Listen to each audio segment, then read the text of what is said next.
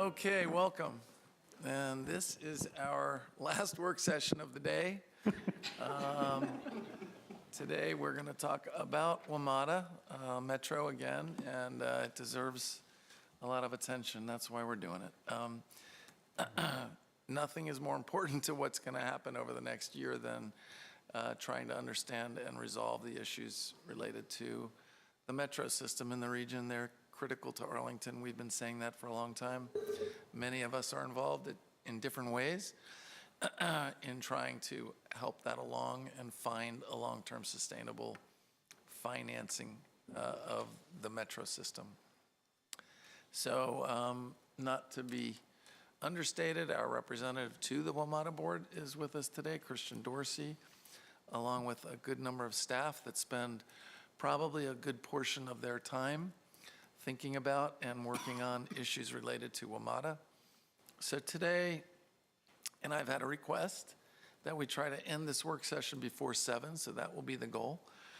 I know several of my colleagues are going to the Northern Virginia Transportation Commission to continue talking about WMATA till about 9, or some staff as well, till 9 or 10 o'clock tonight. So we will try to get you over there in time. Fortunately, it's not far from this space. So, but today there are 3 real topics that we'll hear from staff and then ask questions to help keep us up to date, honestly, and to the degree possible, keep us on the same page. And that's one of the greatest challenges right now. There's so many important discussions going on about WMATA. It's hard to keep up.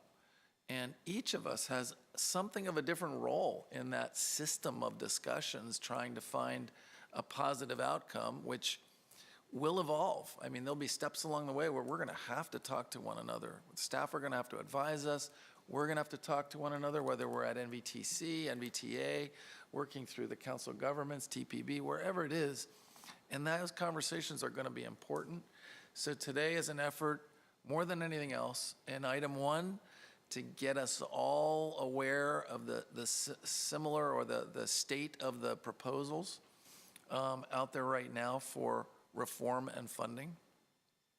And secondly, then to talk about more explicitly the impacts or potential impacts on the both in the operating side first and then the capital side for Arlington.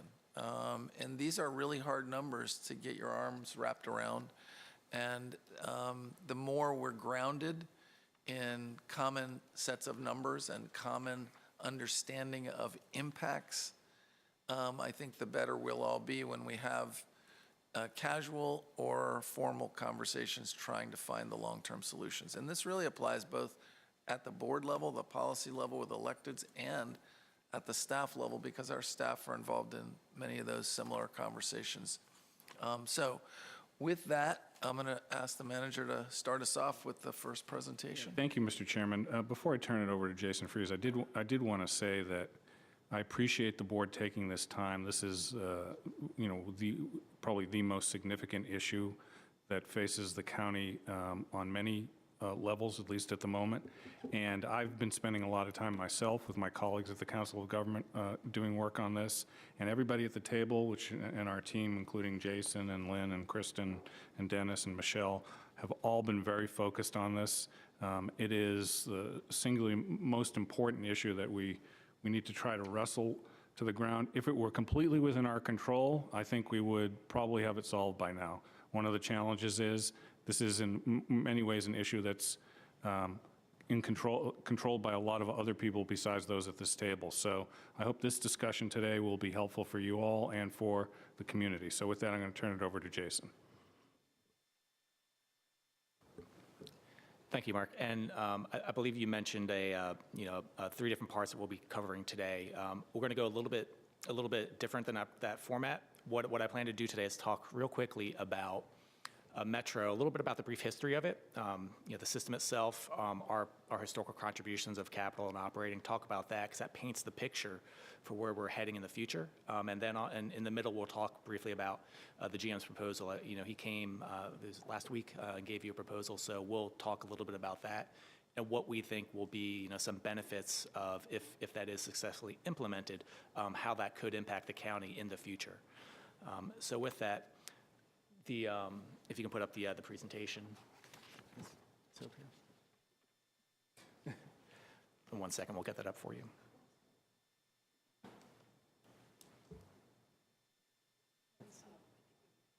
Yeah. Hope Halleck, if you can hear us, please come back. Well, and I'll go ahead and start. The first slide that I was planning to speak about, and this is really just WMATA facts. So I think you all, being part of MVTC, are familiar with many of these. But the Metro Rail system, it is the second largest rail system in the United States. It serves an area of over 1,500 square miles in the Washington region. There are over 118 miles of rail within the region and over 91 stations. Currently, there are over 1,100 rail cars. In terms of other facilities, there are 600. Did you say 991 stations? No, 91, just 91. No, we're not that big yet. 91. So there's 91 stations, 1,100 rail cars, 618 escalators, and 317 elevators within the transit system. Within Arlington County, we serve 12.19 of those 91 miles, or 118 miles, and we have 11 stations. Now, we'll talk a little bit later, but only 10 of those stations are, from a financial perspective, counted in Arlington, but we have 11. One of those is Arlington Cemetery. On Metro Bus, we have the 6th largest bus network in the U.S., and there we go. Okay, now, the slide's up now. 6th largest bus network in the United States with over 1,580 active buses. The average fleet age is on right now is about 7.5 years, and there's 4 different technologies: clean diesel, hybrid electric, CNG, and a standard diesel buses.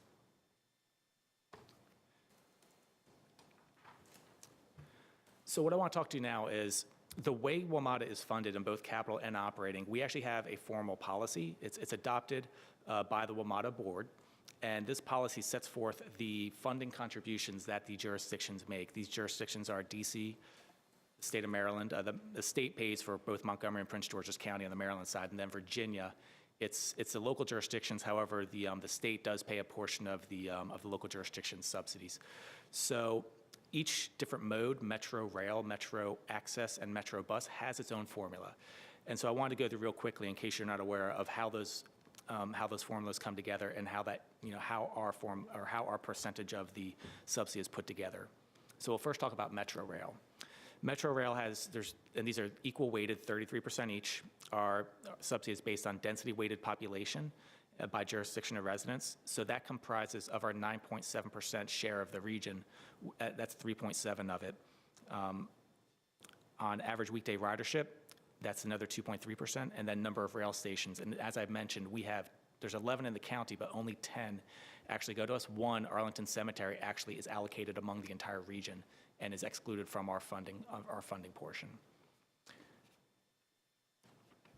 On Metro Access, it's actually a good story on Metro Access. We're less than 1% of the funding of Metro Access, and it's a good story with our local Star Paratransit service. That provides a majority of paratransit service within the county. We serve less than 1% of WMATA's Metro Access, and that's actually a part where that's been growing rather substantially at WMATA, so it's been helpful that with us having less than 1%, we don't have to worry so much about those increases. We still like to monitor it, but we really focus more on the Metro Rail and Metro Bus service here at the county. Metro Access, it's the net cost of the service, and it's allocated by the rider's jurisdiction of residence, and then also by the number of trips per jurisdiction. So if you see, we only had just over 17,000 trips out of 2.3 million system-wide last year.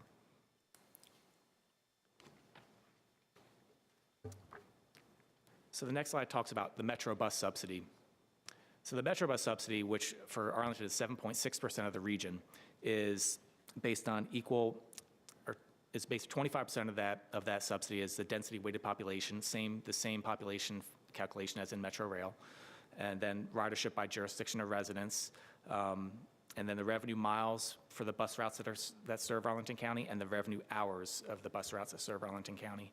Together, that puts us at, like I said, 7.6% of the regional bus subsidy. There's also a non-regional subsidy. This is routes that there's more detail than this of what determines Metro Bus, regional versus non-regional. Non-regional is typically a route that serves one jurisdiction. So it's only within Arlington County, or it's maybe only Arlington and maybe one other jurisdiction, but it doesn't serve a regional hub or transit center. So these subsidies are paid directly by the jurisdiction. So the way it works is the net cost of the service, and that's allocated to the jurisdiction where the service is provided. And of the non-regional subsidy for WMATA, we provide, or we fund about 2.8% of those non-regional routes. So that covers how the subsidies go together on Metro Rail, Metro Access, and Metro Bus. The next thing I wanted to talk real quickly to you about was this most recent operating budget at WMATA, the fiscal 2018 budget, and basically where they began and where they ended up, how they formally adopted their budget. So when they began in October of last year and provided their budget guidance, they had an initial operating gap of $290 million. Throughout the budget process, there were discussions of fare increases, a lot of proposals by the general manager in order to solve that gap. What ultimately happened when he adopted the budget were a series of actions to balance the budget. The first was a fare increase. So on rail, during peak periods, there was a 10-cent increase to the peak base fare. On off-peak, there was a 25-cent increase. On bus fares, there was also a 25-cent increase to $2. There were also some reductions there were adjustments to the to rail service. So headways were reduced along most rail lines except for the blue. So on the blue line, there was actually reduction or increased service. There was increase from 12-minute headways to 8. So if folks recall, years ago, there was actually, in order to facilitate the Silver Line operations, there was more service put on the Orange and Silver Line and that sacrificed Blue Line service. So with this right sizing of the rail headways, we were able to put back some Blue Line service, which should see some benefits along the route or the Crystal City, depending on city area.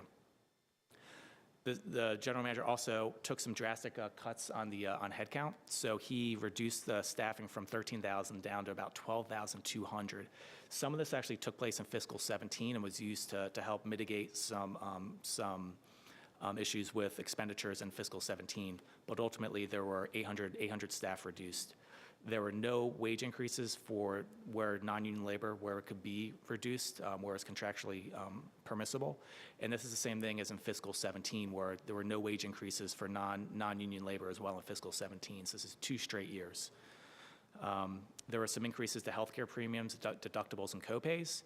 And then ultimately, where it impacts us at the county and the general fund side was jurisdictional subsidy increases also made up $134 million of that $290 million gap.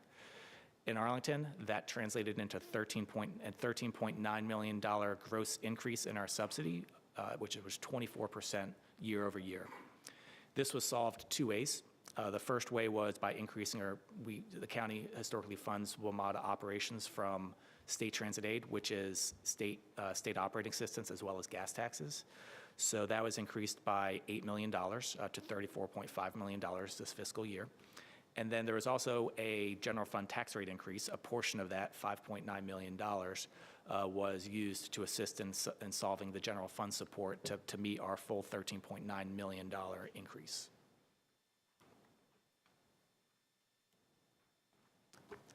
So on the next slide, I just want to show you in pictures, kind of what makes up the operating budget and capital budget.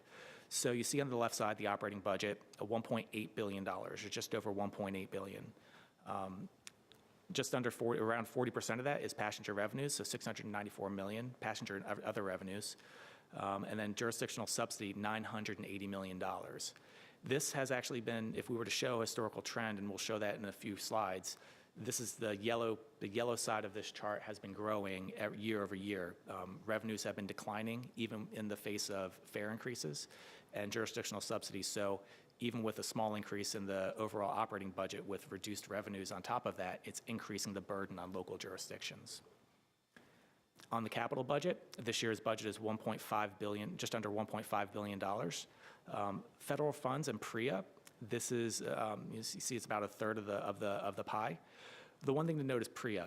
This actually expires at the end of fiscal 19 for WMATA. it is assumed, we'll talk about this later, but it is assumed that both on the federal side and the state matches, which the state match is $50 million from Virginia, $50 million from DC, and $50 million from Maryland, so a total of 300 combined, federal and state, that continues indefinitely. So when we look at some future projections, that's a key assumption we have to be aware of, that should that go away, that is a large gap in this plan. You see jurisdictional subsidies of $725 million. This is a large increase year over year. And again, we'll show that in another chart to show how substantial of an increase that is. But ultimately, it's just under $140 million combined when you look at our operating and capital subsidies to the metro system. Annually. Now, this is much larger than previous years, but fiscal 18 is the $138.9 million combined.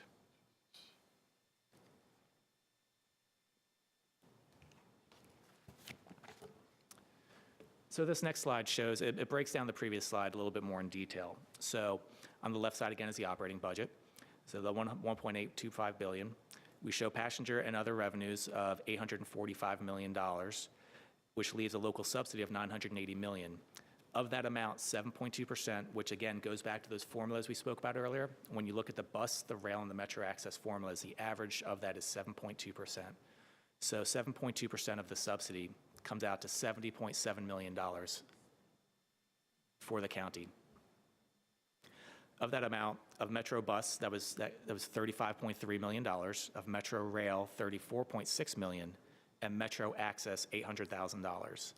The way we funded that, as I mentioned earlier, state aid comprised $34.5 million, and general fund support was $36.2 million. On the capital side, the subsidy, we are 9.4% of that subsidy.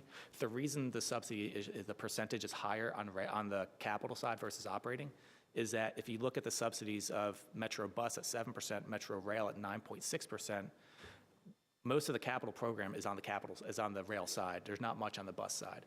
So given that, we're skewed heavily towards the rail subsidy percentage, 9.6%. And so that's why our percentage this year is 9.4%.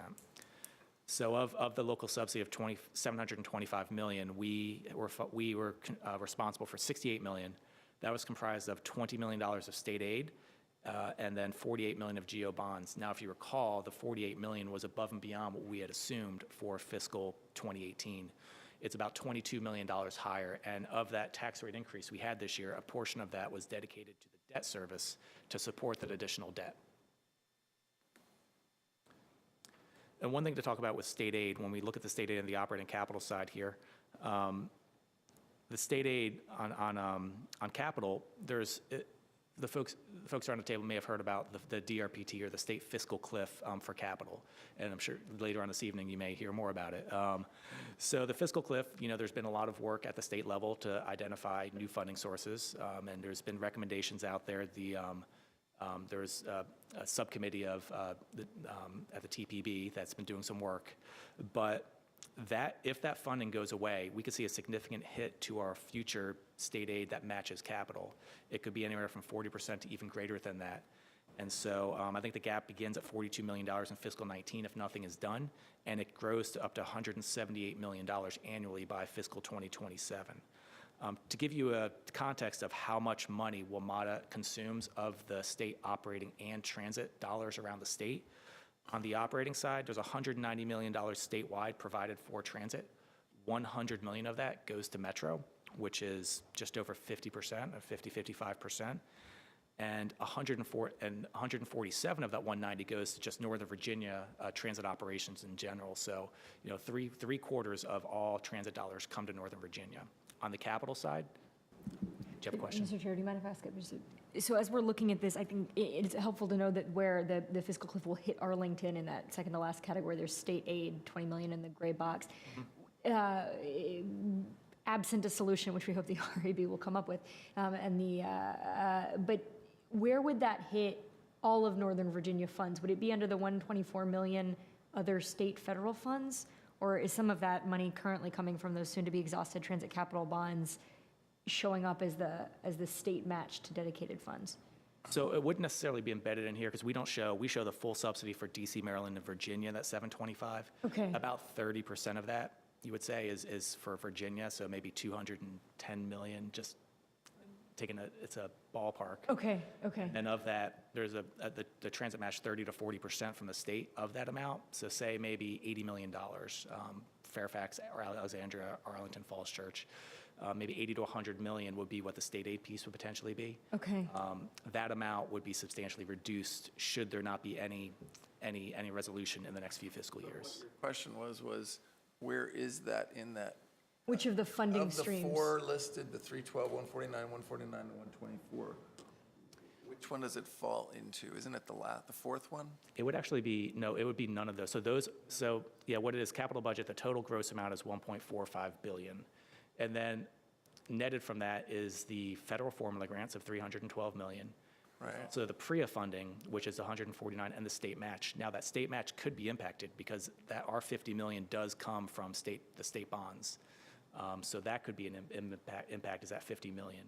The other state and federal, that's mostly federal dollars. Then that's actually, it also includes the MWA, so that includes reimbursable projects. So that's MWA and the Silver Line Phase 2 costs. That's the bulk of that piece right there. So that's not even funded from us. That's funded through MWA and their funding. And then what that does is when you deduct all of those four sources from the 1.45, that leaves a local subsidy of 725. And that's DC, Maryland, and Virginia, I right? see. So it's in that, Yeah. So the point is it hits us, it also reverberates because it hits every other locality in Virginia. Our percentage is 9.4. Let's say Fairfax's is 20%. They're going to, fund theirs maybe 1/3 with state aid, 2/3 with bonds, or the way they choose to fund their WMATA capital contribution. And so it would be each Virginia jurisdiction's respective contribution that would be hit.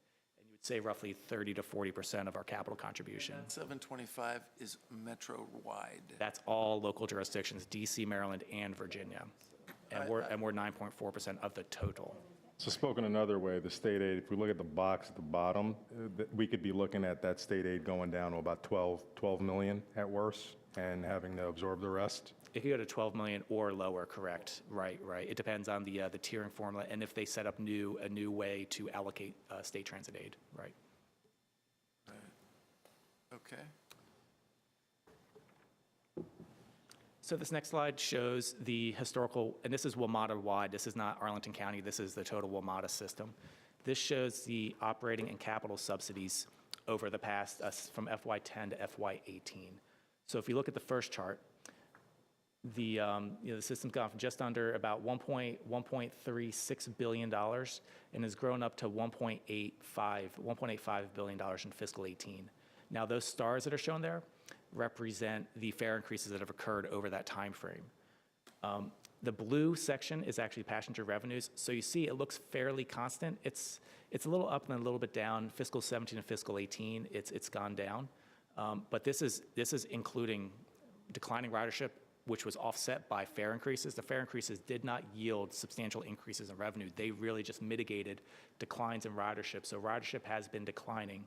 From a peak in fiscal 2009, it has been slowly declining year over year, and the last 2 years it's been exacerbated.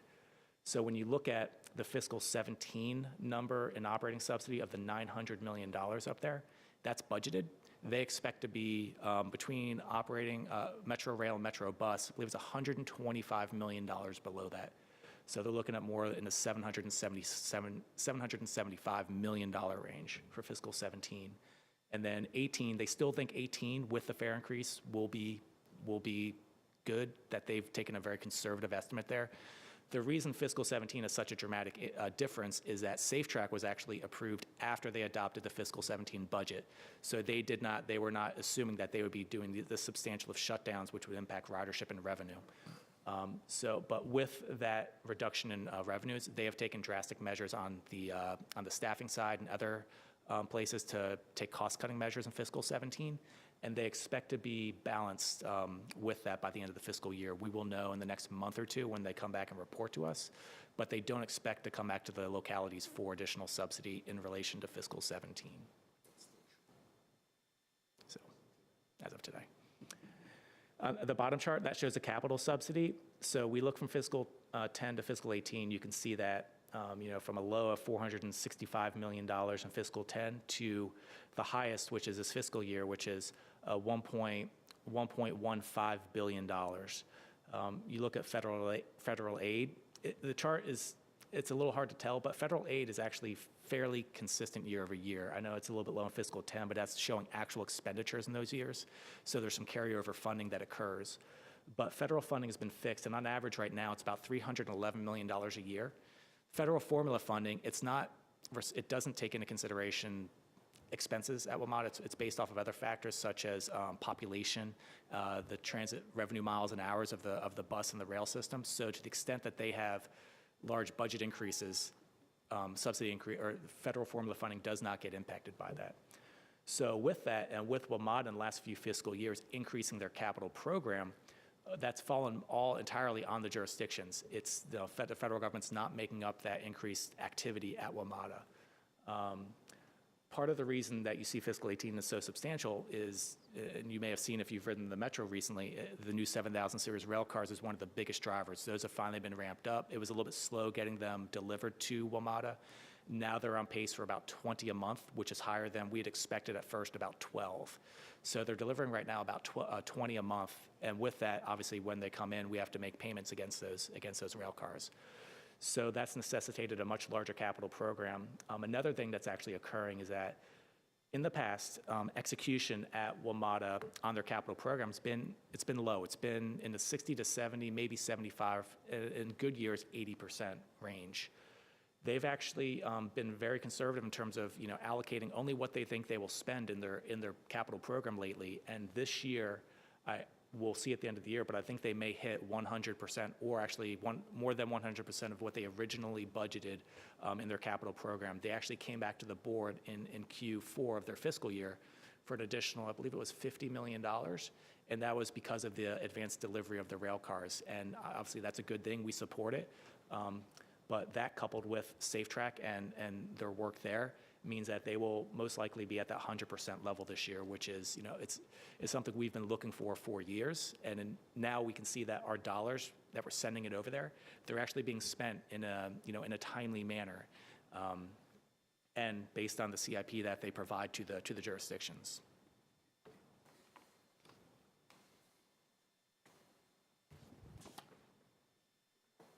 So this next slide, just want to show a little bit more about that ridership that we were talking about earlier and the impact of it and how it's leading to higher subsidies, even in the face of total, operating subsidy remaining, fairly flat. Ridership. So what we see here on the top chart is rail, and on the bottom chart is bus. The blue chart, the blue graph is total system ridership, and you see from 2009, 223 million trips on rail, and to a low of fiscal 18 that's projected of 179. And again, that fiscal 17 number is just budgeted, it's not actual. So the actuals will be, I believe they said right now it's 9% lower than that. So is that about between 180 and 190 will probably be what they end the year with. Those stars again represent where the fare increases occurred. And that orange line is the rail revenues. So you look, they look fairly flat, even in light of those fare increases. Same thing on bus. We see bus is following a similar trend, not as substantial as on the rail side, but we see that rail has gone from bus has gone from a high of 134 million annual trips down to 117 million trips in 18. And the same thing, the 136 million in fiscal 17 for bus, they expect to be about 4% under that number for the fiscal year. And then you see the revenues again in the orange line. Jason, if I could just make one comment on this graph, because I think it is Mike? Metro Rail is the core of our transit system. And this graph highlights some really important things. Year over year, for decades, Arlington could count on increasing rail ridership. 1.5%, 2% per year, and our rail subsidies were relatively modest, generally half of what we're seeing now. Our rail ridership peaked at around 221,000 trips in the 2009-2010 timeline.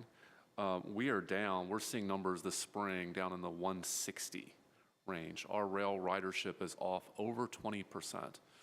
And to put that in perspective, all of the bus service between Metro and ART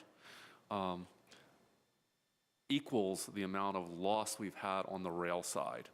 Even though ART's been growing and Metro Bus has been relatively stable, we're not beginning to offset those really enormous losses on the rail side. And that has implications for Arlington and our subsidy payments, and it has implications for the region.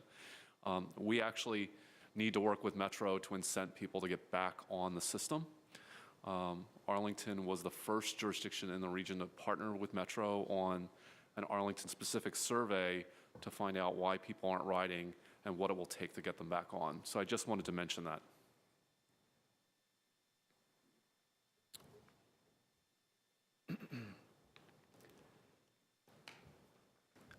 Okay, so the next slide, what I want to show is actually the county-specific subsidy and the growth over the past 10 fiscal years.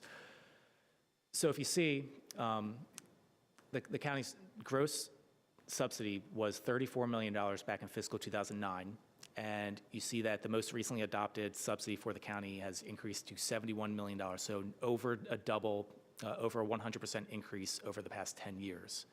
The orange line shows the percentage increase year over year.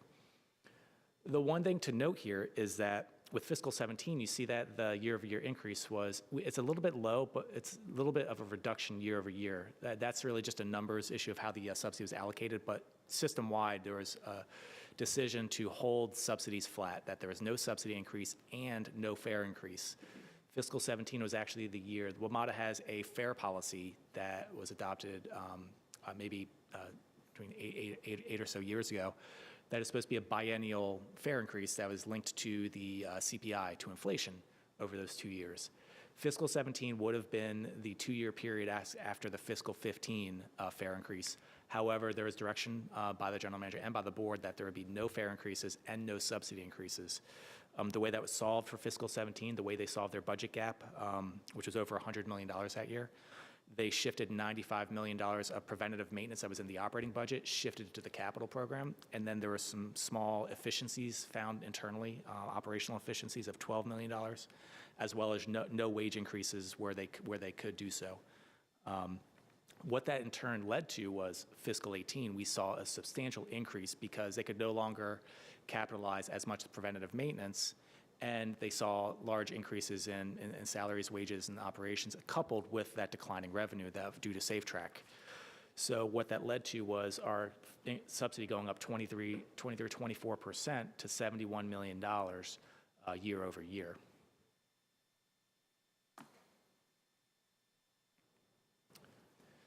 The next thing I want to talk about, and I'll start this off, and then I'll probably hand it over to Lynn and Kristen, given that they are the experts on our bus program. But this is to talk about, and you all just had a presentation recently on the county's transit development plan. What I have tried to do is to look at, WMATA will have impacts due to the service that we recommend to implement as part of our TDP. What I have looked at is using those formulas that we've been talking about earlier on the Metro bus and how we fund it as of the region, looking at these routes they would be regional service, to look at if you were to include those in our regional subsidy formula, the miles and the hours and the service levels, and to look at that in relation to the region, what would the cost be to the county based on the current costs that WMATA charges for those routes. So these are very preliminary. They are subject to change. These numbers were put together with the county's consultants, put together the estimates of those miles and hours. When these start coming more into reality on the WMATA side, they actually will provide those miles and hours and those assumptions as they refine the service levels and the specific route. So while these are useful just to see kind of an impact, we will, as we go into each fiscal year, as these hopefully get into WMATA's SOGO, State of Good Operations bus plans, we will see more specific, more refined numbers from them, which will help drive, the decision. So what we saw is, fiscal 18, we saw, and this was part of the 66 Inside the Beltway funding, we were able to advance the 2A and get that in. It's a $500,000, I believe we receive, for 2 fiscal years, we have a $500,000 grant from the 66 Inside the Beltway funding for that route. So that was implemented. Fiscal 19, we see these various routes that are implemented and the various impacts of costs there for a total of just over $2.6 million to our Metro bus subsidy. And fiscal 20, we actually see a small reduction. Now, on fiscal 19, one thing to note is on the 22 route where it says convert to ART, we're looking purely in this presentation today, we're looking at WMATA and WMATA subsidy. With things that are converted to art, obviously it's a reduction to WMATA subsidy. Those ones will have a corresponding increase to art service once those come online. So while I don't have those here, just to keep in mind that it does reduce WMATA subsidy, but those ones will have an impact, hopefully less than what WMATA charges for their service, but there will be an impact to the art budget. And I don't know if Lynn, you want to speak any more about that and then continue with the next. Sure. Just to expound a little bit on the state of good operations, I mentioned that during the TDP session we had last week, is that the 16-line restructuring is going to be packaged as a part of the state of good operations proposal that WMATA staff will be bringing before the board, I believe, next week. And in that package, I'm sorry? Exactly. Right.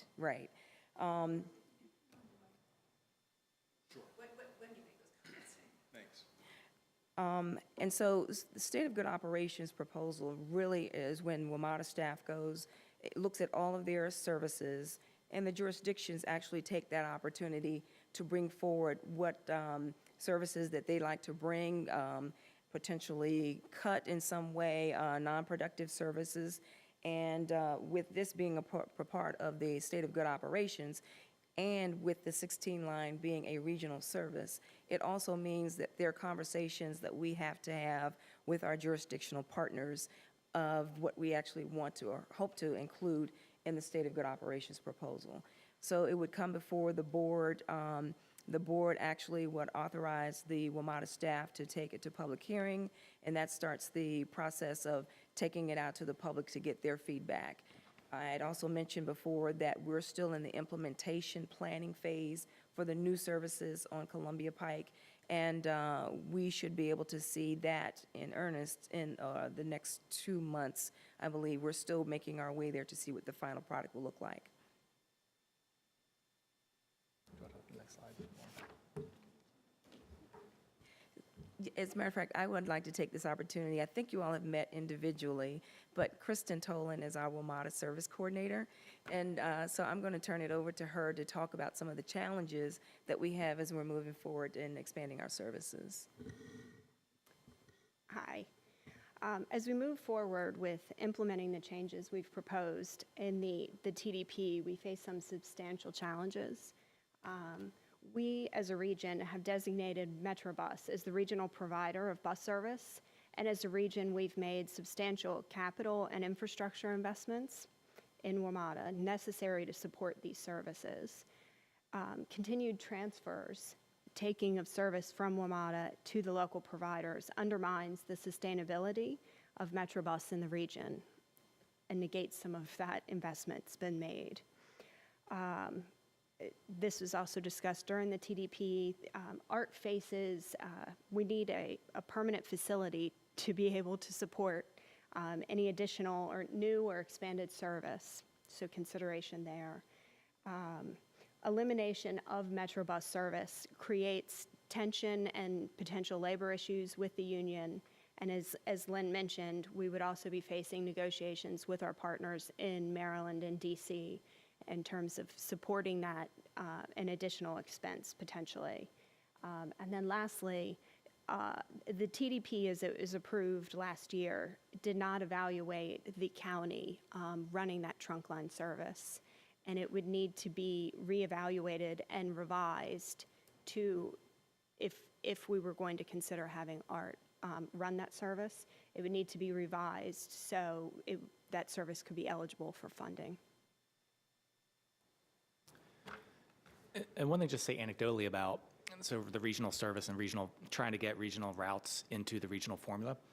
In going through the fiscal 2018 operating budget discussions and back and forth, at one point there were actually a lot of routes that were cut from the budget.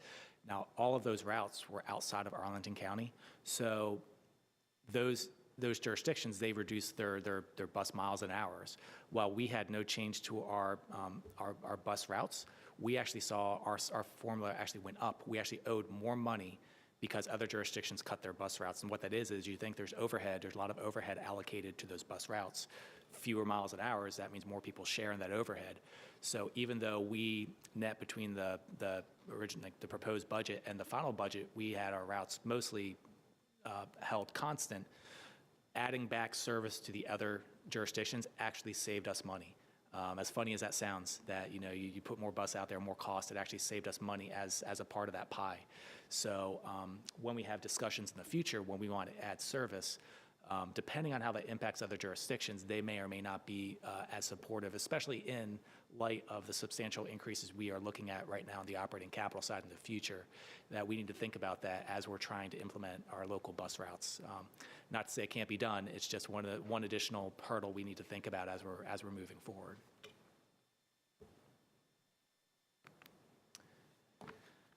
So this next slide, this breaks down. So we're going to move on the capital side to talk about that the capital subsidy and historical capital subsidy for the county. What this shows is from fiscal 10 to fiscal 18, our annual capital contributions. The two primary sources are state aid and GO bonds. So on the state aid, usually that's about half or so of the contribution, and then GO bonds is about half, and it varies year to year based on how much we contribute. You see in fiscal 18, you see that large increase. Now, that is primarily due to two main drivers, which is the 7000 series rail car delivery, and the Safe Track program driving a substantial capital increase. Yeah, so I just want to mention one thing at this point. If you look at 2018, which is so much bigger than the previous years, to a certain extent, you look at the state aid piece, that is, and as I referred when Jason came to us with a number, that rabbit's been pulled out of the hat. We have some balances that were built up and that we can make access to for 2018. We won't be able to do that in the future. And then we've had to essentially use all our general obligation bond authority to hit that number of $48 million.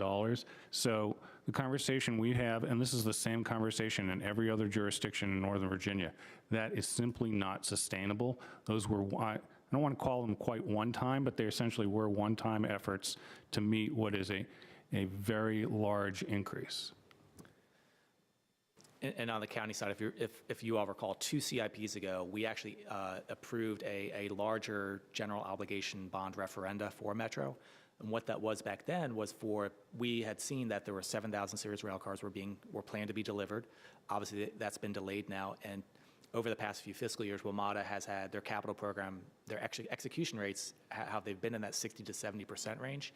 That means we've contributed less than we had forecasted in that CIP, which means we've held back bond authority that we haven't issued. So that authority was able to get us through this fiscal year, but it won't get us through next year with this substantial increase. So with being able to hit that execution rate near 100%, coupled with all this increased activity, led to that significant jump right there. There's no leftover bonding authority, is what you're saying. No, we have issued nearly everything. We have a little bit for next year, but it'll meet our historical levels.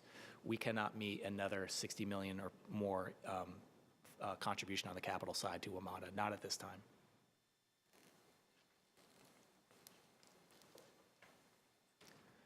So now, just want to talk briefly. So you all heard from the general manager, WMATA's general manager recently, about his his proposal to keep Metro safe, reliable, and affordable. Just a brief recap of it. He proposes changes to the business model at WMATA to help control both operating and capital costs. On the operating side, he's talking about some initiatives to improve efficiency, changing some of WMATA's policies, as well as trying to stabilize workforce costs, which are 80% of the operating budget. So that'll help drive, a more predictable future operating budget for WMATA. He proposes growing the annual capital improvement plan to $1.5 billion annually, or $15.5 billion over the 10-year period. To do this, he's also recommending that a new dedicated regional funding source be identified of $500 million. I know the COG's actually shown that one that shows 650, but we're looking at, and my analysis shows, at that $500 million level, which he is advocating for.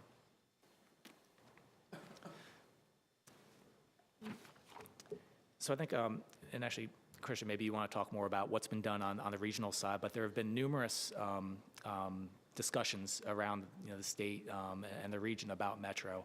And Christian can maybe speak more about what's gone on the political side. Thank you, Jason. So as you all can see, colleagues, I've been profoundly guilty that I've been the one to enjoy all of this Metro fun over the last year and a half. So thank Jason and Lynn and Kristen for allowing you all to share in it as well.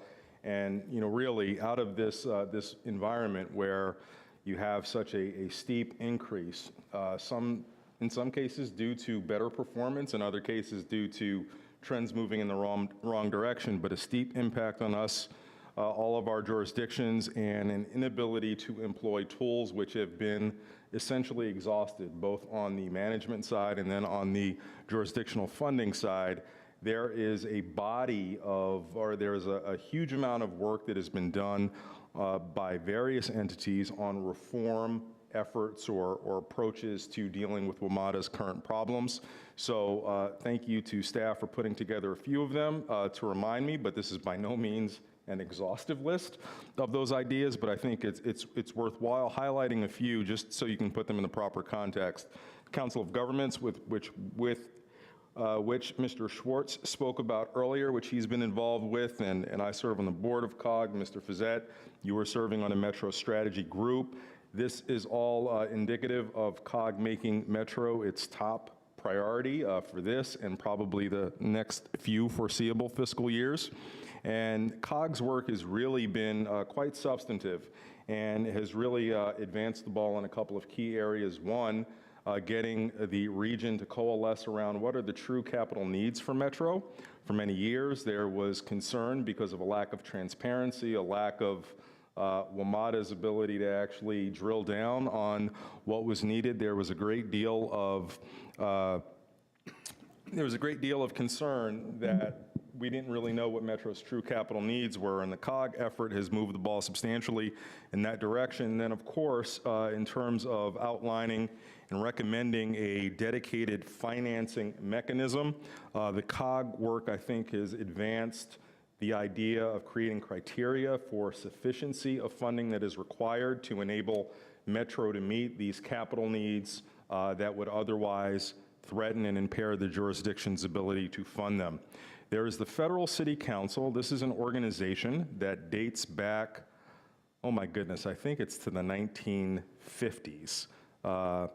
And the Federal City Council is largely a DC, it's a DC-based, primarily made up of business interests that have been involved in promoting and studying and supporting a wide variety of initiatives that have sort of helped bring DC to its as-built condition, but not always without controversy. They sometimes back controversial efforts, but their current reform proposals for Metro are best viewed within the lens of what has been their advocacy for decades, since the 1980s, primarily, when I first saw reference to their proposals for Metro, and it looks very much like their proposal today, to see that there be sufficient funding coupled with a reform of the governance structure for WMATA that looks much more like the businesses that are part of the Federal City Council. I think it's fair to say that they found the WMATA governance structure weird,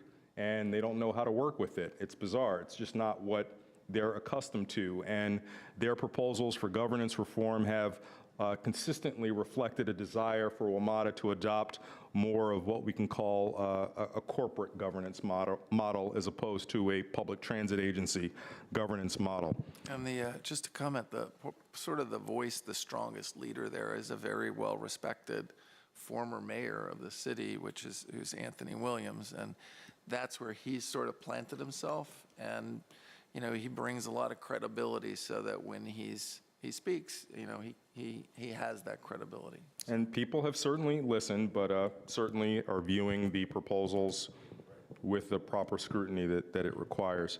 Then there's Local 689. That is the amalgamated transit union that represents the vast majority of WMATA workers, and they have come out with a detailed reform proposal, which I think can best be characterized as representing the priorities for people who work for a transit agency, so providing living standards that grow, income security, job security for those workers.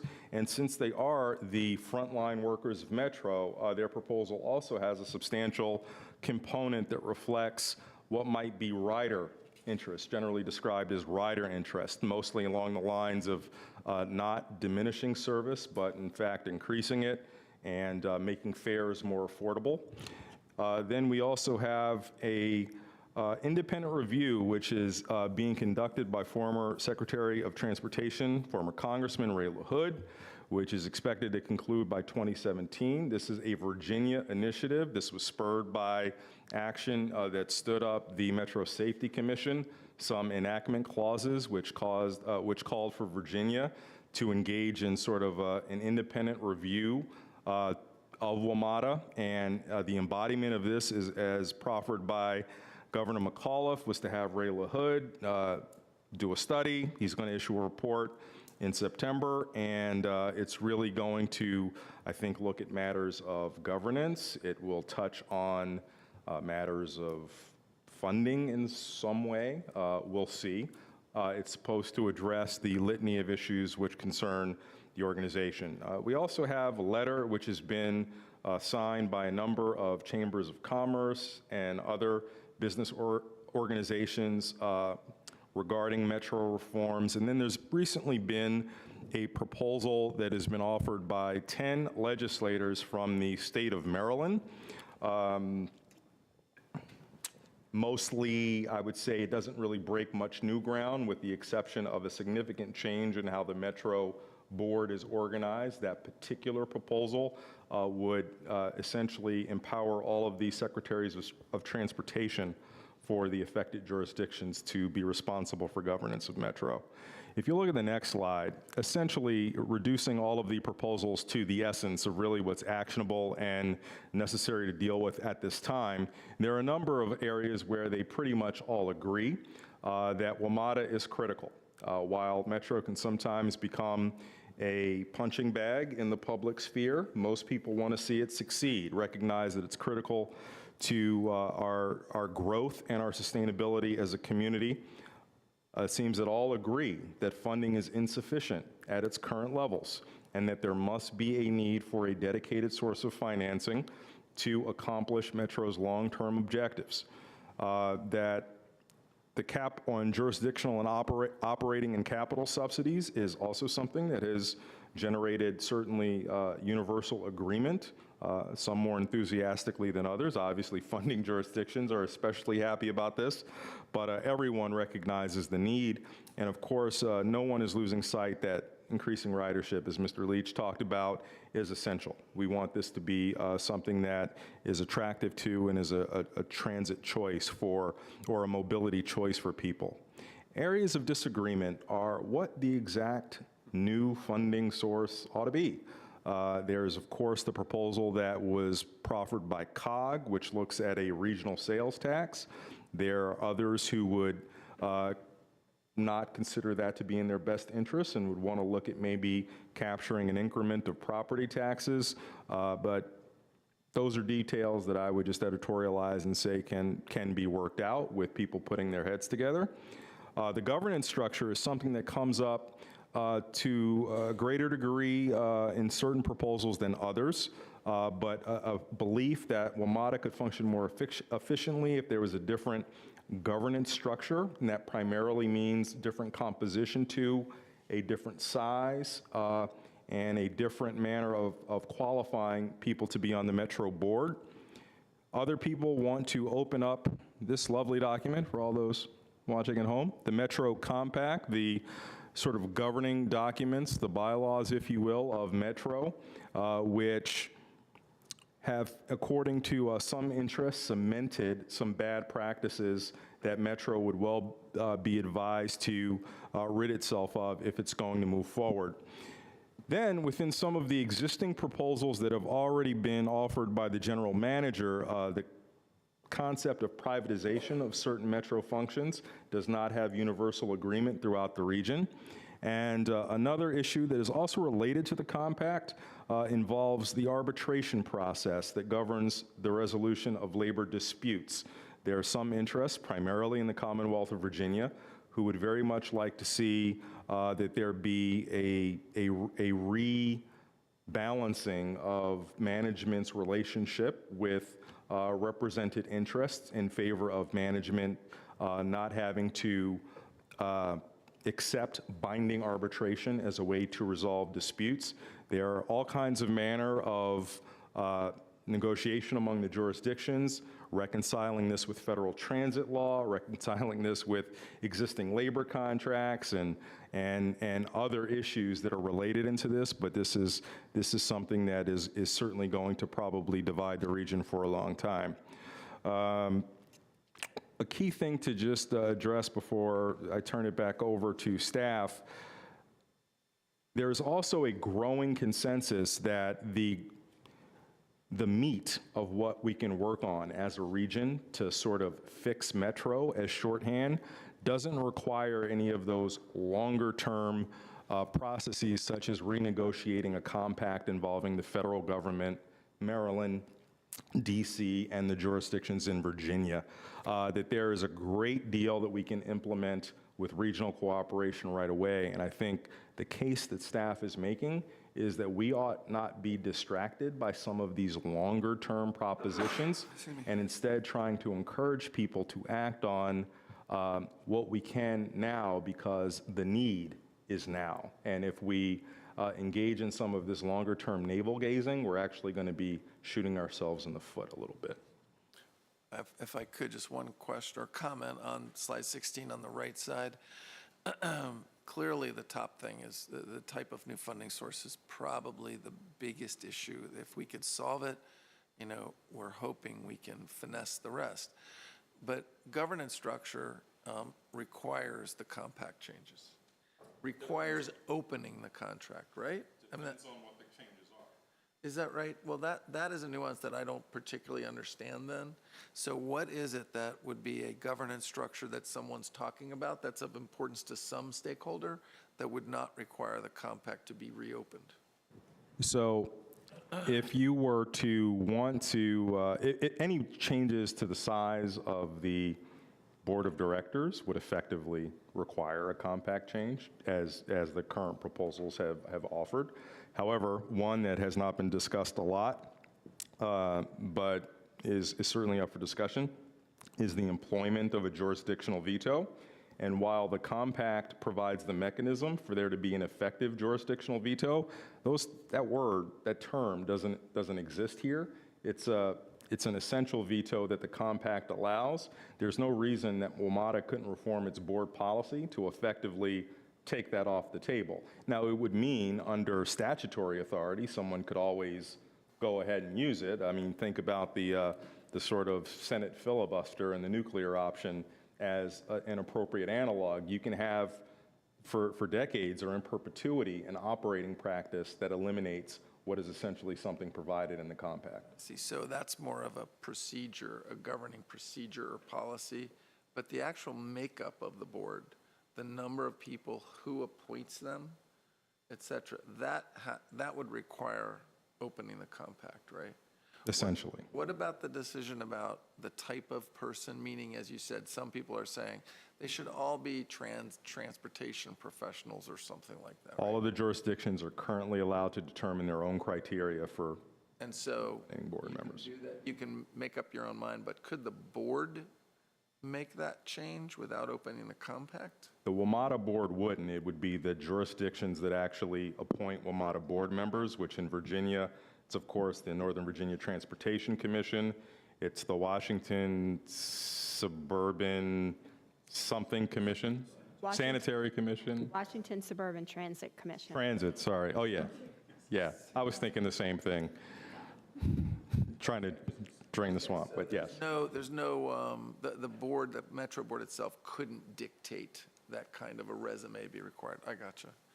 And finally, when you talk about privatization, what is specifically do you mean there? So it's not what I mean. It's what the general manager has proposed that essentially with all existing represented employees who are doing jobs would continue to do those jobs under their current union status, but as new elements are added to Metro's work, new services, so whether they be rail yards, bus yards, those could be privatized. Read about this. I think there was a Post article about this where he had conversations with, was it Boston? Yes. Where they had similar questions raised about the cost of personnel costs and their requirements for binding arbitration. And one way that the GM there worked somewhat around those requirements was how he allocated personnel to expanded service, right? So, okay, that's what's referenced as privatization. All right, thank you. You want to just finish the presentation, and then we'll see what questions we have from everyone. Sure. Okay, so the next slide, what we do is we look at, for the proposal, we look at both the operating and capital side pieces of his proposal and look at, the major pieces, and then and we'll look in a second about how they potentially could impact Arlington specifically. So what this slide shows is the primary issues that the proposal are that there's an unsustainable annual subsidy increases to the jurisdictions. So his recommendation is to cap annual operating increases at 3%. One thing to note here, and this is a big caveat, is that that's to the base WMATA subsidy. This does not include any new services on bus or rail. So perfect example is Silver Line Phase 2. That would not be part of that 3% cap. That would be above and beyond 3%. So when we look at our projections in the future, you will see that when I'm looking at including Silver Line and other new service such as our TDP recommended bus routes, those would put us, even with a 3% cap at WMATA, those would put us above 3% as a jurisdiction because of, from the whole system-wide Silver Line Phase 2, and then from the county perspective, the TDP routes. I didn't know that. And so to add one thing, that's 3% across the entire WMATA area. That, given how the formulas work, that doesn't mean it would be 3% in Arlington County. Yeah. I didn't know that either. It's impossible to sort of determine that without knowing what the composition of service delivery is, and that will change, and also rider transit usage will make that change. So it could be to our benefit, or it could be to our detriment, but. Yeah, if you go back to slide 10, so if you look here, fiscal 16 to fiscal 17, remember I said they kept the subsidy, the total subsidy region for the whole region was flat. So it was, let's say it was $700 million each year. You see our subsidy actually went down slightly. That's just because the total was the same, but the allocation between Metro Bus and Metro Rail and Metro Access was a little bit different year over year. But when you add the entire WMATA budget up, it was held constant for the subsidy. So because we fund a different percentage of each of those three modes, it could change our subsidy a little bit, but when you add every jurisdiction up, it's held flat. So that 3% might be all of us together. Some might be up 4%, some might be up 2%, but when you average it out, it's 3%. But for context, the important thing to note is that a 3% cap across the jurisdictions prevents a fluctuation like a 24% increase, which we just experienced. Right. So it's meant to contain that. And another part of his recommendation, which is number 3 here, the operating reserve, is basically a buffer. So if you do have a 7, 8, 10% increase, you can dip into this in those years where it is above 3%. We hope every year is not 3%, but the years that we can have this operating reserve, that will control and smooth out those increases so we can stay at that level. I don't actually understand why the Silver Line would be, Phase 2 would be, because that would bring in new revenue too. So why would that not? Well, it's still going to be new train operators, new station managers, and every time we have a passenger who gets on paying new revenue, we're still paying a subsidy. Right. So. Cost recovery on the rail side's in the 60s, in the 60% range. So there's still that unfunded portion of rail service that needs to be funded by the jurisdictions. So assuming that there's a 3% system-wide, you still have to add on top then a new service and then the new cost, the non-revenue portion, the subsidy portion that needs to be added on. And if I could, just to speak to Mr. Fazzette's overall point, because I think it's an important one, the whole idea of new riders is to make sure we maximize the capacity of the stock that we've got rolling out there already. That's when you get some of your greater efficiencies and you sort of reduce the subsidy per passenger, but it shouldn't no one should believe that if Metro were to bring every rider back to the system, we still wouldn't be having this funding discussion. We would still be having one of enormous magnitude. It would look a little bit better, but it still would be ones that we were having to wrestle with and really figure out a future way to deal with. So other recommendations in his budget proposal on the operating side are, there's a few labor recommendations, such as a 401k that's more, more based on like the private sector versus, and that would be for new employees. Existing employees would maintain their retirement funding and program, but then new employees would have that more 401k type of retirement fund. They would also help address, so right now at WMATA, their pension is 84% funded, so it's okay. It could be better. But compared to the county, we are 96% funded. We're usually in 96 to 100% funded. And then on their OPEB, they are 0% funded, which is not good. They're entirely on a pay-go basis. There have been attempts to contribute a little bit into that fund. It has been rejected by some members of the WMATA board. So there has been an attempt to make small contributions, but it has not been addressed in a way that would actually make a substantial impact.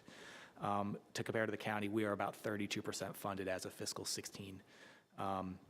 So it's one of those things where, everyone's addressing OPEB. WMATA needs to make some type of impact. And what will happen is if they do start making pre-funding of the OPEB, there's a chart that I don't have with me, but you'll see after 10 or 15 years, those contributions will be large up front, but over the long term, then it brings down the annual contributions quite substantially. With regard to the pensions, WMATA switched to a defined contribution rather than a defined benefit plan for new employees coming on the system, correct? Not yet. Not No, yet. not yet. But that's a proposal. That's the plan. and that actually would be part of the negotiations. Non-rep. Right, non-represented has, but the union has not, and that's a negotiation piece. All right. And then the last piece here, which we talked about a second ago, is the operating reserve. That currently we don't have one. They have a small reserve, which is up to 1% of the budget from a year when they have a surplus. They reserve 1%. So I think I mentioned with you in fiscal 17 that there's a substantial decline in revenues from budget, but there are also substantial savings on the expense side. But they still do expect to have a small deficit. However, they have an $18 million reserve that should help mitigate, and they don't expect to come back to the jurisdictions for any funding. But that is the only money that they have to help any type of gaps that they have at the agency. They're not required to have it just for their bond rating? No. Historically, their rating's been based on us. It's on us. The region, because every contributing jurisdiction is pretty much AAA, and so the rating agencies have given them the benefit of that high rating because of the strength of the economy, and then also just all of us being the ultimate backstop for all of those costs, as you can see. Wow. Yeah, I think they were just rated on some funding bonds, and I believe they were AA and AA negative was a rating. So that's actually probably pretty good for the financial condition they're in. Let's move on. So. Well, Quick, hurry up, move on. so on the operating budget, so looking now at the county's operating budgets for fiscal 19 through 23, there are a couple things we have to look at which are going to make it difficult to solve. So fare increases, we just had a fare increase this year. That was actually 3 years after the last fare increase, so one more than what the biennial fare increase process would have called for. So in the future, it may be difficult. There was a lot of pushback with this year's fare increase. In the future, there may be more depending on service levels. So we'll continue to face that discussion every 2 years. Headcount, we've already taken a drastic cut in headcount. So it may be difficult. It might not be much more fat they could trim at the agency, without impacting service levels over time, other issues. They've taken, drastic cuts lately. Wage increases, I mentioned for 2 years, non-represented employees, there's been no wage increases. Silver Line, we mentioned, will be starting. It may be delayed depending on when the project is delivered by MWA, but when it is delivered a year in advance, they will start staffing up, just like they did for Phase 1. And so right now, that's fiscal 19. It may be fiscal 19 or 20 when that happens, but it will be coming soon.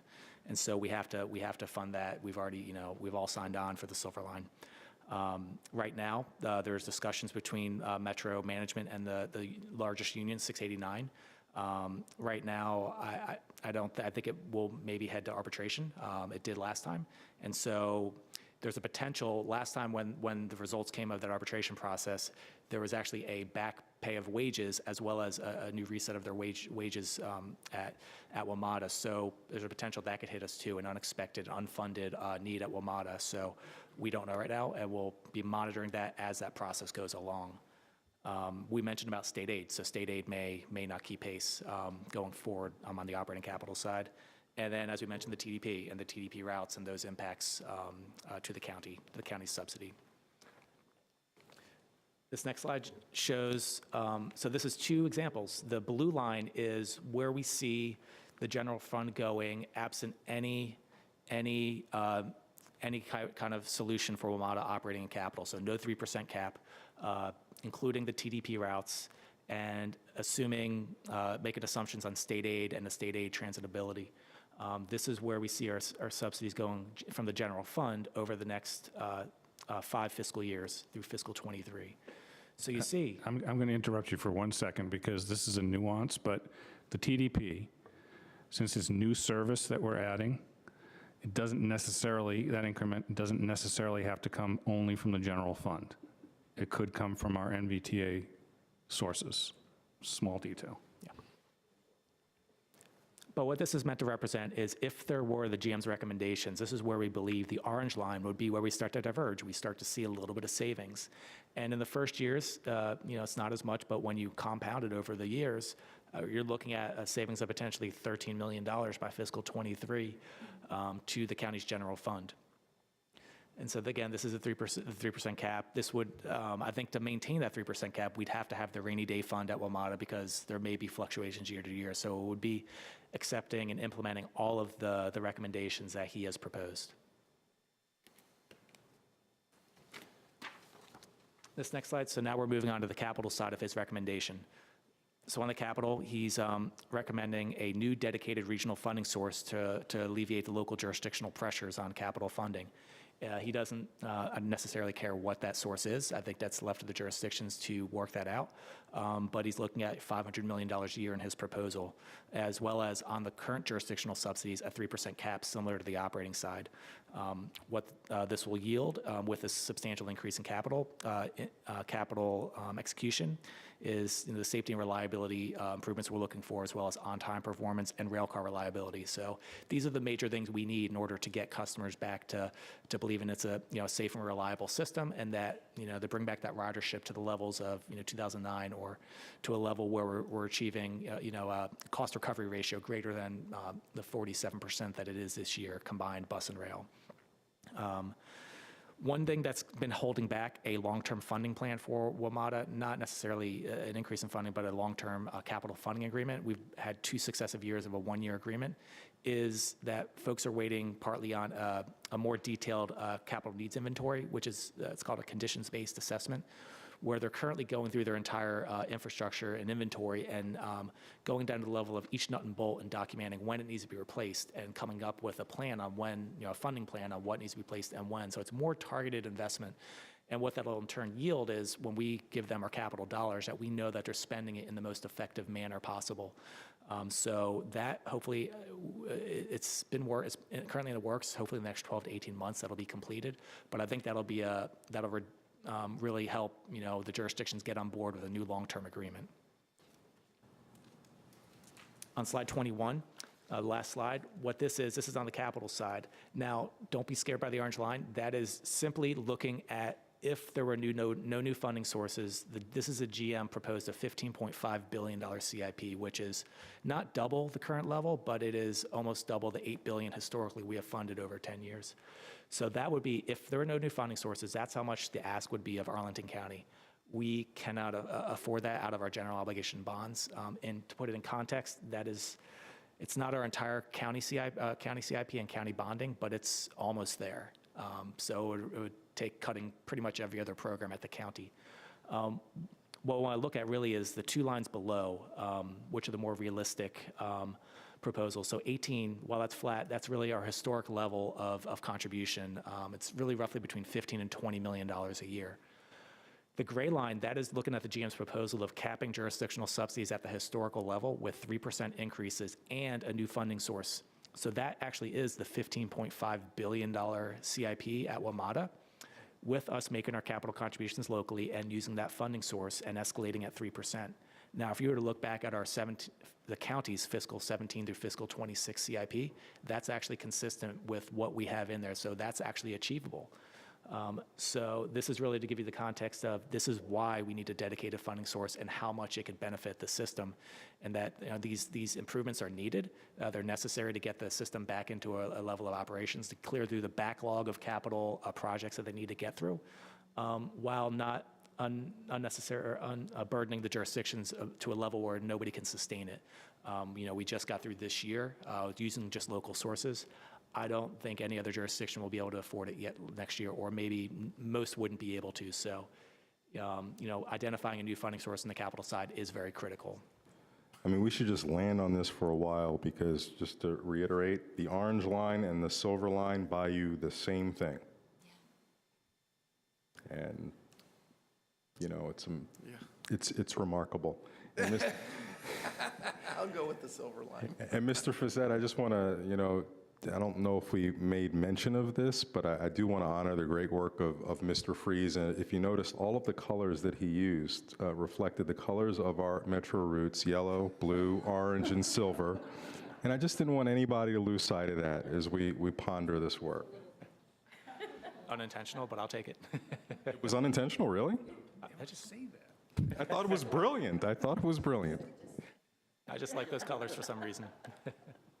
And that last one, I'll reiterate what's in the footnote down there, is it assumes the continuation of the PRIA money, which essentially is $150 million from the feds and then $50 million each from Virginia, Maryland, and DC, which has been in place already for about 8 years or 9, and we're coming to the end of that. So that presumption has a lot of work to go into it to make it a reality yet. Right, that's a very big assumption within this proposal as well. Yeah. Okay, you're done? Right, so now it's any questions you Okay, have? stand ready. Questions, what do people need to know about? It's a little daunting and a little scary and a little numbing, but it's really important for us to understand this as best we can. Katie, and over to John. Sure. So I thought about some things or a set of things that could be useful at least, right? I mean, unspoken in all of this, of course, is that we need to be empowered by our General Assembly to have the enabling legislation that allows us to implement any sort of new dedicated funding source. And that is the lift that is before all of us in our NVTC capacity, transit leader in the region capacity, VACO, VML as individuals, and in conversation with our state legislators. One of the things that I think from the perspective of our conversations at NVTC has been a challenge we're concerned about communicating is simultaneously having the discussion about the fiscal cliff and the need for a new dedicated funding source, and ensuring that those two things are not conflated. So I think the brief conversation that we had regarding slide 7 was helpful to me. And then I'm thinking, Jay's example or comment just now pointing our attention to the assumptions about PRIA funding on slide 21. And so as we think about, our conversations with our own legislative delegation in Arlington, to the extent we can keep talking about, Arlington's not only our great need for a new dedicated funding source to prevent WMATA from crowding out every single one of our other capital priorities, but the fact that these are all predicated on the assumptions that some of the revenue advisory body's recommendations are in fact adopted. So, I'm not sure sort of the best way to go about that, but just being clear wherever we can about how all of these new projections assume current baselines, because I do think that is going to be one of our biggest challenges is keeping those two issues linked but not conflated as we seek to make this case in the General Assembly. Thanks. John? Thank you. I do have a number of questions, but Mr. Fazette, I'll pace myself and will be happy to yield the floor at any time. I'll help. On slide 3, the rail subsidy allocation, 9.7% Arlington share. Could we get slide 3? So, and this is the Metro Rail base. Here's my question. So what do we anticipate? Do we anticipate that 9.7% to change, plus or minus, in the future? For example, density-weighted population, we're growing, but how are we growing relative to other jurisdictions? In terms of average weekday ridership, we know we're going down, but we hope we're going to get back up. And number of rail stations, I'm curious, is that, I mean, we're not going to be adding more rail stations in Arlington, but is it Arlington's share of rail stations relative to the entire system? So that share should be going down then, right, as more Silver Line stations come online. So what do we think is the net result with respect to that 9.7 into the future? So we haven't received from WMATA when Loudoun and Fairfax, when the new stations come online of phase 2 and the impact of that. There are a couple, the one piece that we can figure out, density weighted population, because it's based off of census data. So we can figure that number out. The number of rail stations, we know what the rail stations are and which locality they're allocated to in phase 2. The piece that we do not have is average weekday ridership. These are new stations. There has to be an estimate provided by WMATA that provides those stations and what the ridership is and what that is. Without those, we don't know what Fairfax's revised piece will be and what Loudoun's are. I've been looking at it myself just to figure it out, just to get a sense, will it be a significant change? What I would say is I believe our subsidy percentage will go down slightly. Say that again. I believe it should go down slightly. Right now we're 9.7% of the rail system. It should hopefully go down a little bit. It's not going to be substantial. It'll still probably be in the 9s. Our costs will continue to go up, but I'm just asking from a relative perspective. Yeah. The percentage of the pie will go down because Fairfax will have more, Loudoun will have a little bit, but we'll be a little bit less. Now, that's all subjective on the changes of population census data. In a few years, we'll have a new census and new numbers there. Ridership, about every 3 to 5 years, there's a new ridership survey. The most recent was in 2016. And if we were to look, I think I have it here. Ridership from 2012 to 2016 has changed a little bit. From 2012 to 2016, it remained fairly among the region. We were about the same for the weekday ridership survey, 11.1 versus 11.2% of the system. So it didn't change much, but from 2012 to 2016, it actually dropped as a percentage of the region, I believe.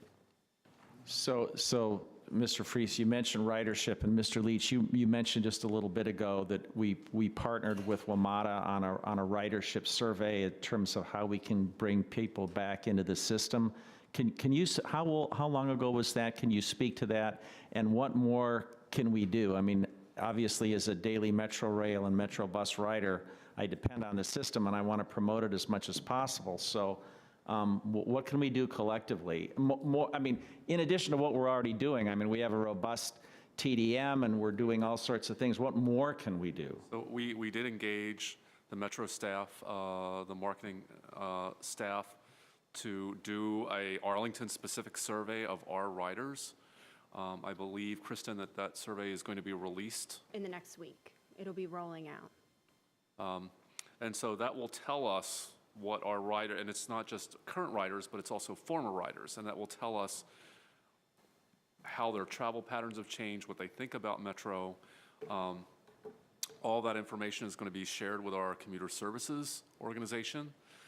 Any positive information that we're getting from Metro is now being routed through all of our outreach channels in commuter services. So we have contacts with almost every employer, every hotel, and most of the multifamily buildings. So if rail reliability goes up, we're going to push the word out. Because it's so important to try to get these riders back on the system. Right. And hopefully we will be kind of the test lab that could then be expanded to other jurisdictions. Because Arlington can't do it alone. Yeah, for sure, yeah. It's a real benefit to us being a transit-centric jurisdiction, kind of leading the way and getting folks to really think about coming Talking back. about in terms of messaging, that kind of thing. Messaging and really pushing, if there is positive trends, getting that word out and really getting people who have left Metro Come back. that are coming back. When would you expect we'll be briefed on the results of the survey and potential next steps? I would say fall or winter. Yes, I would say that we would probably see something by September, maybe sooner, but I know with the survey just being rolled out, it will take some time to go through the results. But I would say probably September, October timeframe. And is this a combination of phone and handing out surveys at stations and like, or what? All of the above. All Okay. of the above. As Okay. well as focus groups Okay, great. out to existing riders and riders that have left the system. Great, well, fingers crossed, thank you. Go to, Libby, do you have a question? No, I don't. I think I just say it strikes me so much. This is, most things that we look at, it's kind of, we have control. And that so much of this is out of our hands, except that we have to work. This is where this region has to work together, and I think it's up to us. One of the things we need to do a lot more than most other issues is work with our colleagues around the system, around the region. And that's something that sort of strikes me here. And I think I'm glad, Mr. Leach, to hear about how you're pushing out and things are good. And we might really want to think about something that's sort of splashy once we get to a place where we can do that, and perhaps some other friends in the region will hold hands and we'll all go together and make a big PR splash. But we'll see. That's coming up. But anyway, that's the thing that strikes me the most. So thank you. Don't have questions. Thank you. I want a couple quick things. Can we go to slide 6? I have, even in recent weeks, when I've been in public and had to reference this, I usually say, to shock people, we pay about $70 million a year out of our quote, from taxpayers, local taxpayers toward Metro, capital and operating. And I'm wondering how that jives with what's on the screen, because what this really meant is this current fiscal year, it was 140 million. But that of the 140, what comes from in the operating, only 36.2 came from from the general fund, or 48 came from geo bonds. Is that right? So the real number, if we take the state money out of it, right, the locally contributed dollars is 84 million. Is that correct? This current fiscal year? 48 and 35. Huh? I believe that's close, yes. 84 million of just operating general fund, or 84 million of Well, it's a bonds portion, and- Bonds and general fund support. bonds and general fund, which is all paid for by, If we stepped back one fiscal year and in the history, I think the 70 is more accurate of what we contributed total. This year is, an anomaly. It's such a right. large increase. right? Okay, but it's helpful for me, because 70 it was pretty much where we'd been the last few years, but this year I could even say 84. And that's an accurate number. Okay, I just wanted to get my own numbers down. And another question I had, and this is more for Christian maybe than anyone, but if you want to go to slide 18, there are a lot of, when you look at the moving parts and what concerns some people more than others, everybody's got their thing they care about. If you're in the Virginia General Assembly or the Maryland General Assembly or the Maryland's governor's office or the business community or the local, every different stakeholder has a different priority. And for some, in the Virginia General Assembly, it's around the personnel costs and the union issues and the binding arbitration. We know there is an effort now, as set out by Paul Wiedefeld, to try to resolve this without opening up the compact. And I think everyone at the moment is hoping that can happen. My question is about this arbitration for fiscal 19. And you may know more about this than others, but it strikes me that if we had a successful negotiation this year and the unions actually showed some ability to compromise and take on some of the, some of the pain, that's going to be spread around. I mean, the local governments all took some pain, so everybody's got to share in the pain. If they do that, it seems like we might have a better chance.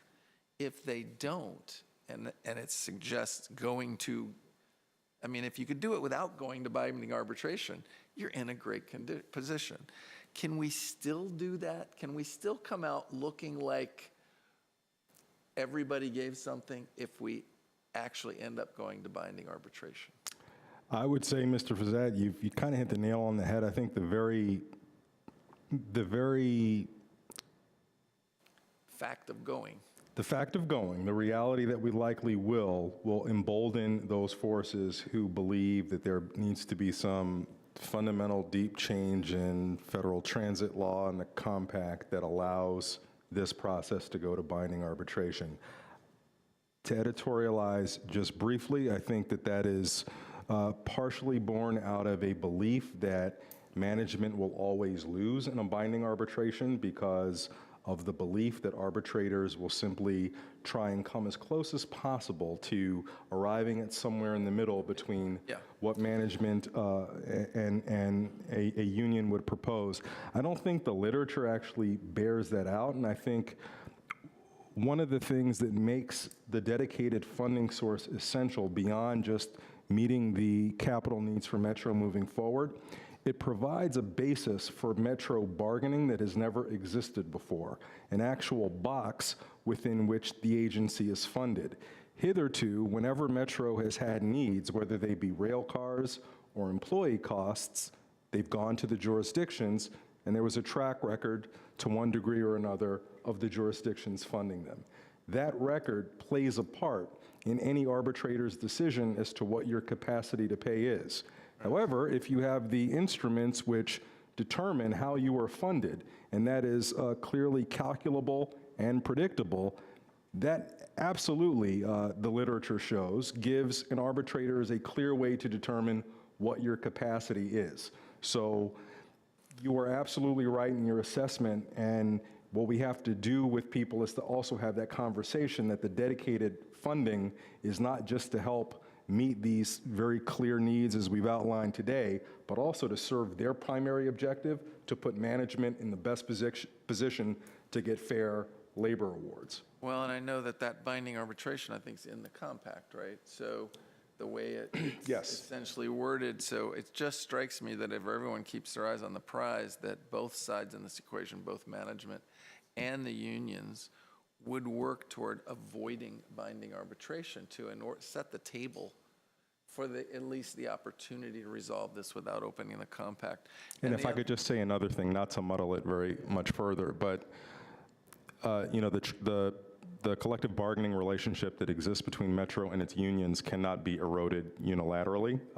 Those, according to federal law, you know, have to be, the terms of changing them have to be mutually bargained. And traditionally, in resolving labor negotiations where you don't have binding arbitration, you also have strike provisions. So sort of the binding arbitration benefit is that you never have to worry about strike or lockout issues. Sure. And, you know, give up one, you'll likely have the other. Understood. Well, the reason I'm asking this is we know that there are enough people in positions that are going to have to vote on this, some in the Virginia General Assembly. Some of them are very reasonable. They're going to try to find the right way through. Others, this is their mantra. And one thing I think that would be really useful, and having followed this for quite a while now, I still don't know well enough how our personnel and salary costs compare to the industry. I hear on the one hand those who want to, you know, this is their only thing. They're conservative. They just think they don't like unions, period. So this becomes their issue. And others feel, in fact, just the opposite. But what I'm missing is even a set of facts about what the current state of personnel costs is relative to other comparable systems. Just briefly, on the wages side, Metro is remarkably similar to other transit properties for similar jobs, the best that you can tell from publicly available data. Where there appears to be a disconnect where WMATA is underperforming relative to industry standards is in the provision of benefits. Its benefit costs are at a higher level and are rising at a faster rate than other jurisdictions. Base wages appear to be roughly comparable with what you'll see with other big city transit agencies. To the degree you think there's a value in this, getting some of that, that's the side of it I don't see much, or at least, and it might be there, maybe if you've got something that's even up on the WMATA website or somewhere else. It's deep and buried. There was a substantial report that was commissioned by WMATA, performed by a very reputable third party, which looked at some of these norms, and we've got it. We could pull it out. And Yeah, I don't want to see the whole report. I just want to see the executive summary. And I'm going to take the prerogative of raising one other thing. Page 16, or slide 16. I, on left side, where we all agree on bullet 3, I think that's generally correct. Though I've heard, my fear is that there's some out there that are looking to carve up existing funding. So that I would underline the new as well as the dedicated. And I think we all owe it to ourselves to ensure that we're not allowing anyone to go out and undermine this potential to solve this for the long haul by taking some existing funds, whether it's NVTA regional funds or something else that are already obligated and needed in so many other ways to, repartition an existing pie.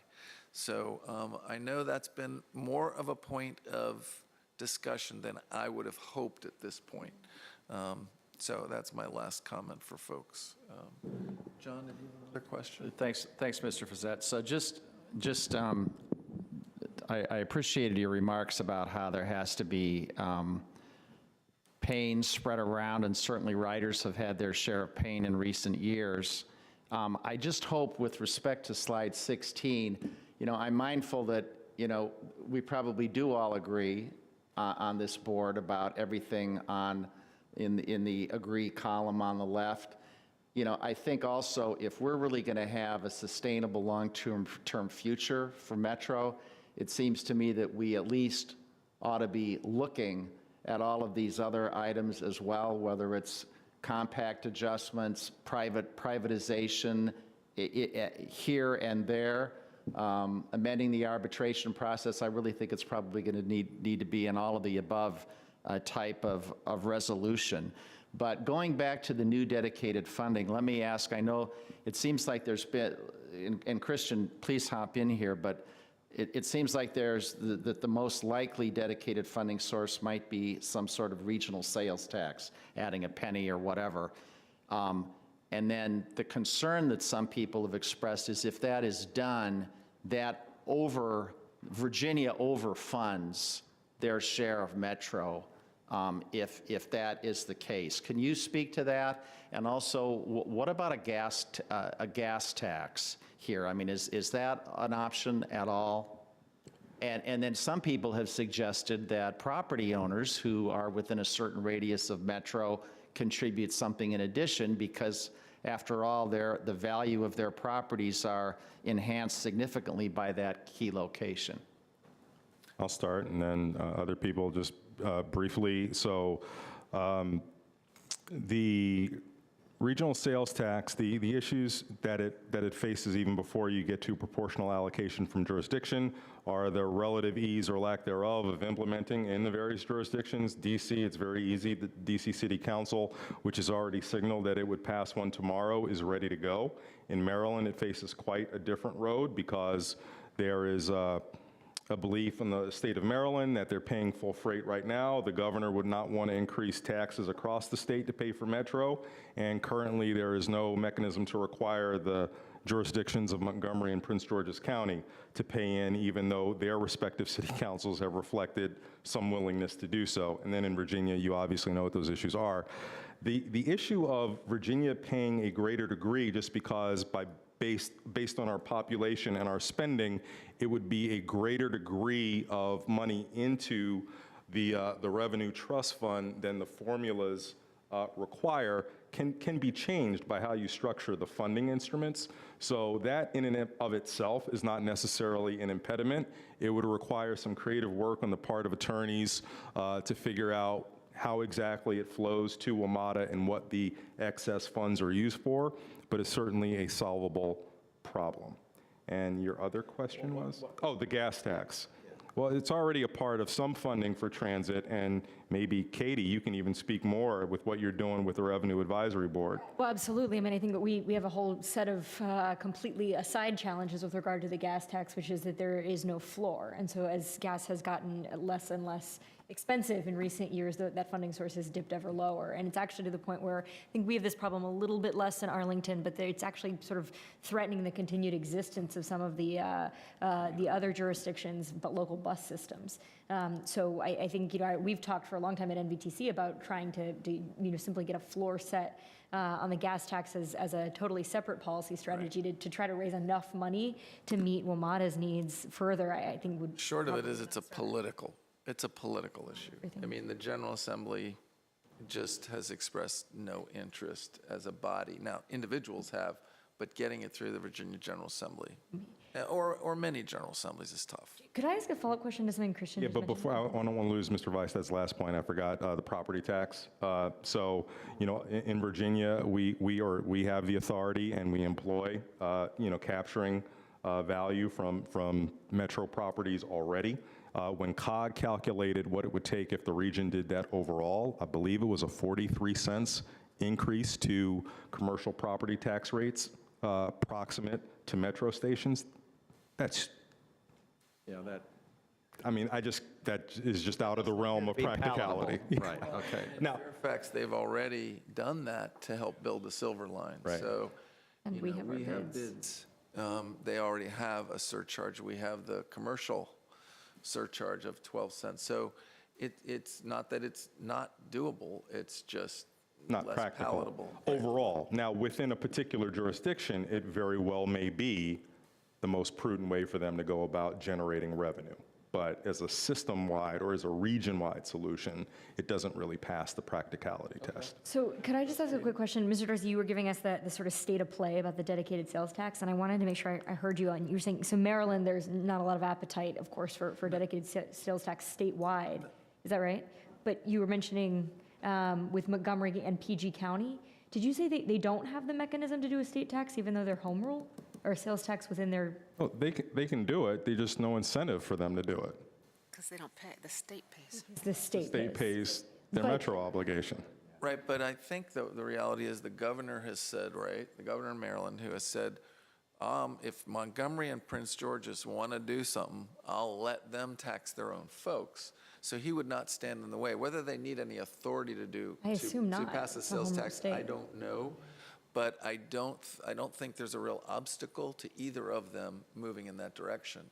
That's my understanding. Yeah, on their own initiative. But, I think there would be a lot of Maryland negotiations, which I wouldn't want to be privy to into how that exactly works and flows. We have enough of our own sausage making to follow here in the Commonwealth, right? Without The getting. biggest challenge with a regional sales tax is Virginia.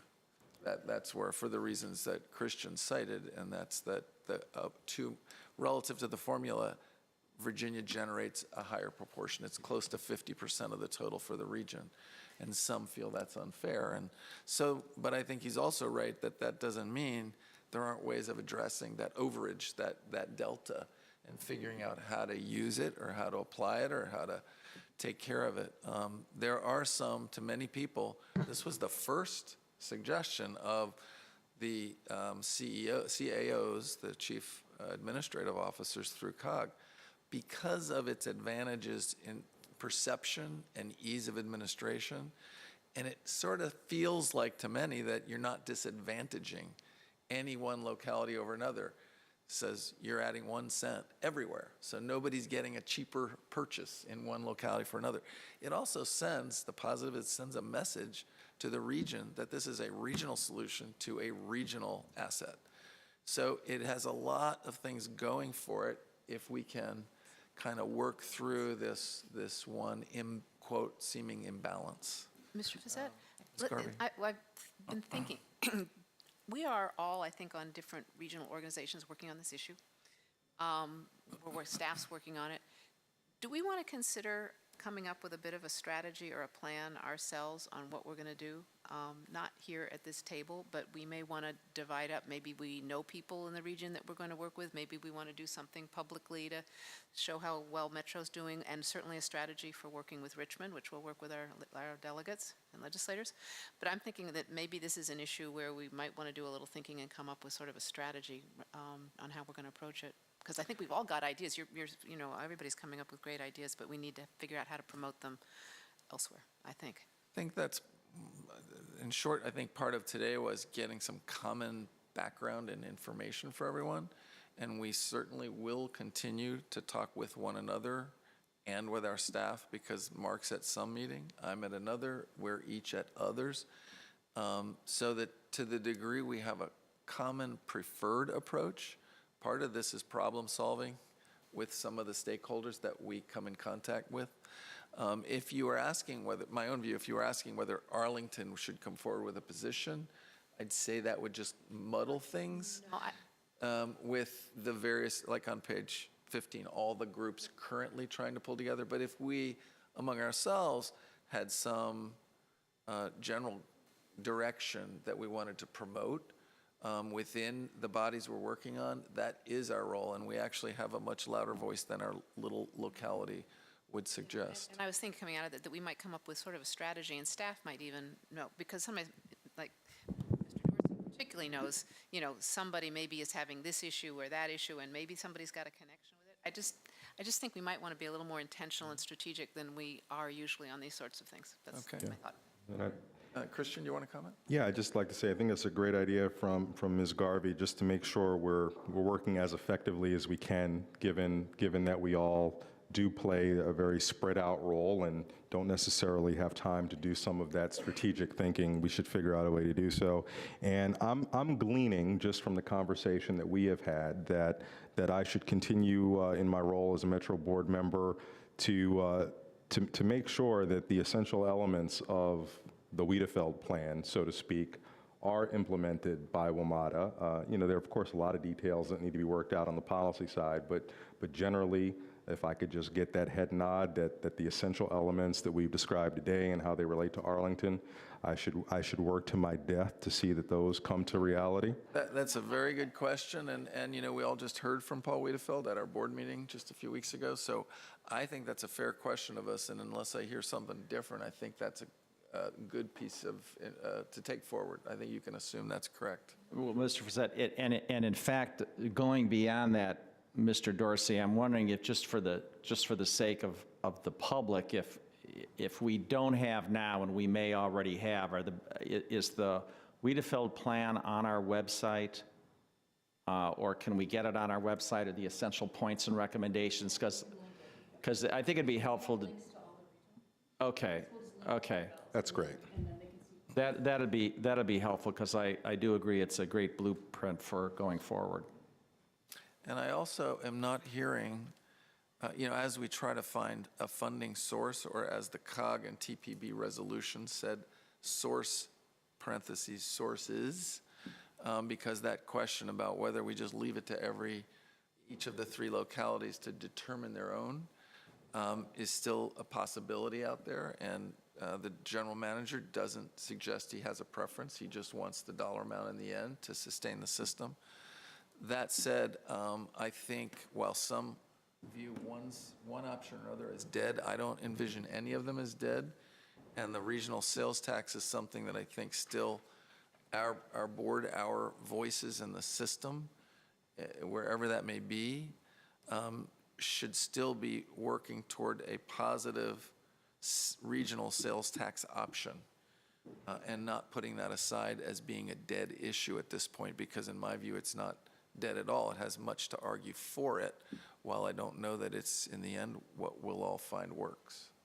I think it's fair enough, and I think it's worth noting that even if we were to come up with a sources, plural approach to it, I imagine, or at least from my conversations with my colleagues, Arlington's position would be that with the enabling authority from the General Assembly, we would be interested in meeting our new dedicated, reliable source of funding through a sales tax if we had that authority. So I actually do think that's worth our kind of clearly articulating among the five of us I and agree. making sure And that's true. I would agree with that. Fair enough as well. And, just going back to Mr. Freese's slide 21, I mean, that's what we take to, whether we get the authority to do it on our own initiative through our own public processes, or we're treated like cities and we have referenda, this says it all. We get the same amount with the blue and the silver, with the silver and the orange lines, and it's a matter of how that's going to happen, and if it's going to happen with, property taxes being the primary driver, or if we